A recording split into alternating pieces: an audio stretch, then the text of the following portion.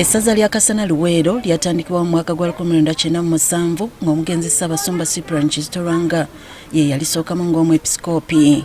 Kizito Lwanga yagenda okuva mu ssaza lino omwaka gwa 2006 ng'afuuliddwa Ssaabasumba w'essaza ekkulu erya Kampala ng'atonzeewo ebigo 11 n'eyamuddira mu bigere Bishop Paul Ssemwogerere yaleka atonzeewo ebirala 9 okubifuula 20 ebiri mu ssaza lino.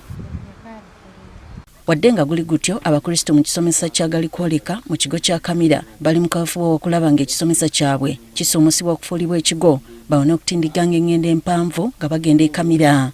Parishi twandisenga referral hospital naye nga eyo referral hospital ey'omwoyo eri wala okuva wano okutuuka e Kamira kati gye tutwalibwa so nga twagala ensisira Mukama esembere kumpi n'abaki tibwaba omulwadde omuntu afunye obulwadde bw'omwoyo asobola okwanguyirwako amangu.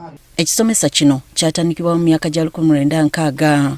Mu mwaka gwa 2014 bano batandika okuzimba ekereziya eno Galikwoleka ng'erinnya ly'ekitundu kyabwe basobole okutuuza abantu abasoba mu 300 wabula okumala ebbanga eri lyonna ekkanisa eganye okuggwa tusombaka w'ekitundu kino Robert Sekitoleko bwe yabakwasirizzaako n'abawa amabaati agasoba mu 300 okugisereka. Ngaleese okwongera okulaga abantu nti bwe muba mukola nga nammwe mulinako omukono n'ayamba afuna w'atandikira. Nguudo mbi, masinzizo mabi, malwaliro mabi, masomero mabi, nze ekyo kye neewala njagala nzije nkole ekyo ekitugattira awamu tusobole okugenda mu maaso buli muntu ng'alina waaganyirwa munne.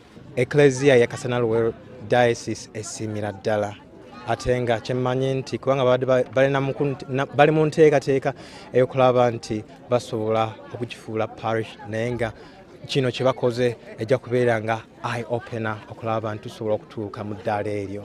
Ebimu ku bitunuulirwa okusomesa ekisomesa okukifuula ekigo kuliko omuwendo gw'abakristo, walina okubaawo eddwaliro, amasomero naddala primary ne secondary era nga n'abakristo bajjumbize mu kufuna amasakalamentu n'ebirala. Abakristo bagamba kati nga bamaze okuzimba ekereziya bazzaako okuzimba ddwaliro.